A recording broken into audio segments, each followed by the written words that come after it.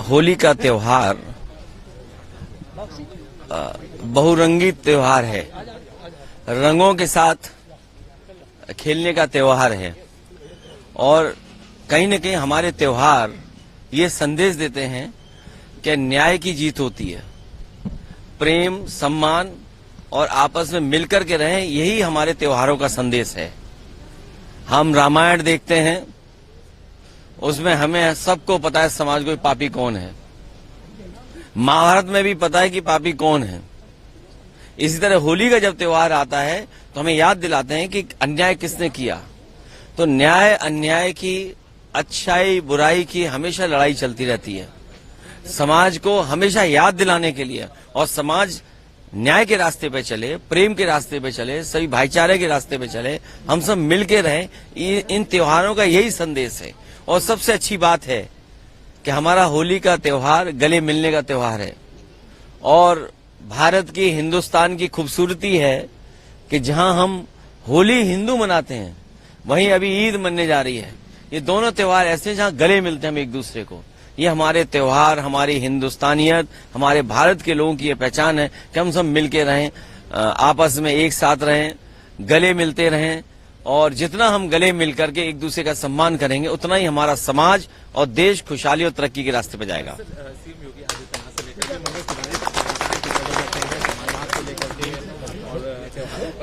ये समय नहीं है।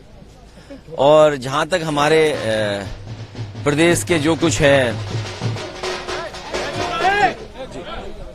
हमारे प्रदेश के मुख्यमंत्री जी जापान गए थे, लेकिन क्योटो नहीं देखा उन्होंने। और 9 साल, दिल्ली के 11 साल बुलेट ट्रेन बन गई होती तो शायद उन्हें 500 किलोमीटर की रफ्तार से चलने वाली ट्रेन पे वहां ताली न बजानी पड़ती या उंगली न दिखानी पड़ती 500 किलोमीटर को। आपने देश में ही होता। और मुझे याद है एक समय मैंने ये कहा था कि आगरा लखनऊ एक्सप्रेसवे है, इसके किनारे पर्याप्त जमीन है। अगर बुलेट ट्रेन चलाना चाहें, हाई स्पीड ट्रेन चलाना चाहें, ये एक्वायर्ड लैंड है जहां आराम से चला सकते हैं। सोचिए 9 साल इनके, 10 साल हो जाएंगे, 11 साल दिल्ली के। इस क्षेत्र को और आसपास क्या दिया है? वही बेरोजगारी, वही महंगाई, वही हमारे लिए सब चीजें विकास की रोक दी।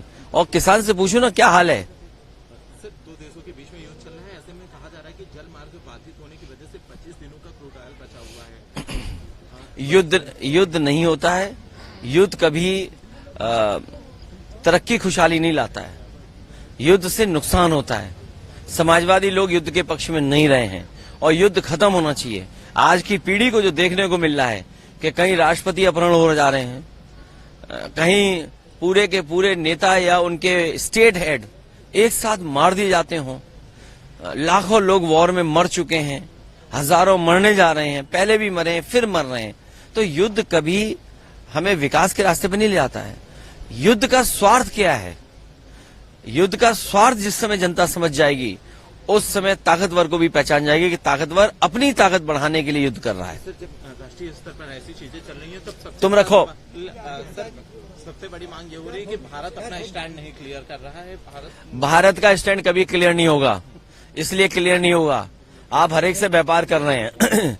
भारत का स्टैंड क्लियर क्यों ऐसे होगा?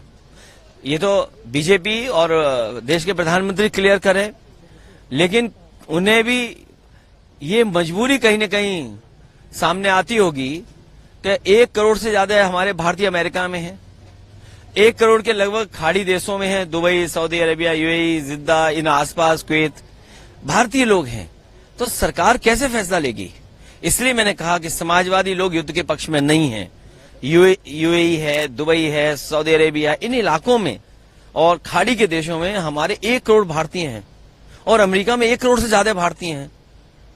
तो ये नई दुनिया बनी है। हम किस जगह खड़े हैं? मान लो होली हम लोगों ने मना ली, लेकिन जो दुबई में हिंदुस्तानी हैं या जो कुवैत में हैं या अमेरिका में हैं, कैसे मना रहे होंगे होली? ठीक है, धन्यवाद।